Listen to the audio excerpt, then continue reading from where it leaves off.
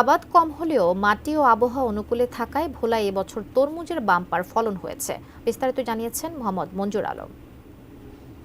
এবছর ভোলায় তরমুজের বাম্পার ফলন হয়েছে। তো আমরা তরমুজের মাঠে গিয়েছি, তরমুজ চাষিদের সাথে কথা বলেছি। তারা আমাদেরকে জানিয়েছেন যে গত বছরের তুলনায় এবছর তরমুজের ফলন অনেকটাই ভালো হয়েছে এবং আবহাওয়া অনুকূলে থাকার কারণেই কিন্তু এই সুন্দর ফলনটি পাওয়ার তারা পেয়েছেন। তো আমরা এই মুহূর্তে রয়েছি ভোলার খালপাড় রোডে তরমুজের বাজারে। এখানে এসে আমরা দেখলাম যে সকাল সকাল থেকেই কিন্তু বাজারের হাঁকডাক শুরু হয়েছেন এবং বিভিন্ন ব্যাপারীরা এসে এই বাজার থেকে তরমুজ সংগ্রহ করে ভোলা থেকে শুরু করে ভোলার বাইরের বিভিন্ন জেলায় কিন্তু তরমুজ তারা রপ্তানি করছেন। তো এই বছর ভোলার ১৩ উপজেলায় ৫,০০০ হেক্টর জমিতে প্রায় ৩৫,০০০ চাষি কিন্তু তরমুজ উৎপাদনে করেছেন, যার এই ৩৫,০০০ চাষি লাভবানের জন্য আশা প্রত্যাশী। কেননা গত বছরের তুলনায় এবছর তরমুজের যে বাজার, এই বাজারে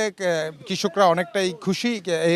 আমরা কৃষি বিভাগের সাথে কথা বলেছি, তারা আমাদেরকে জানিয়েছেন গত বছরের তুলনায় এবারের আবাদের লক্ষ্যমাত্রা কিন্তু অনেকটা কম। যেখানে কৃষি বিভাগ ১৭ হেক্টর মেট্রিক টন তরমুজ উৎপাদনের কথা চিন্তা করেছেন, সেখানে কিন্তু ১৩,৫০০ সামথিং মেট্রিক টন তরমুজ এবার জেলায় কৃষকরা উৎপাদন করেছেন। তো আমার কাছে এই ছিল ভোলার তরমুজের বাজার থেকে সর্বশেষ তথ্য।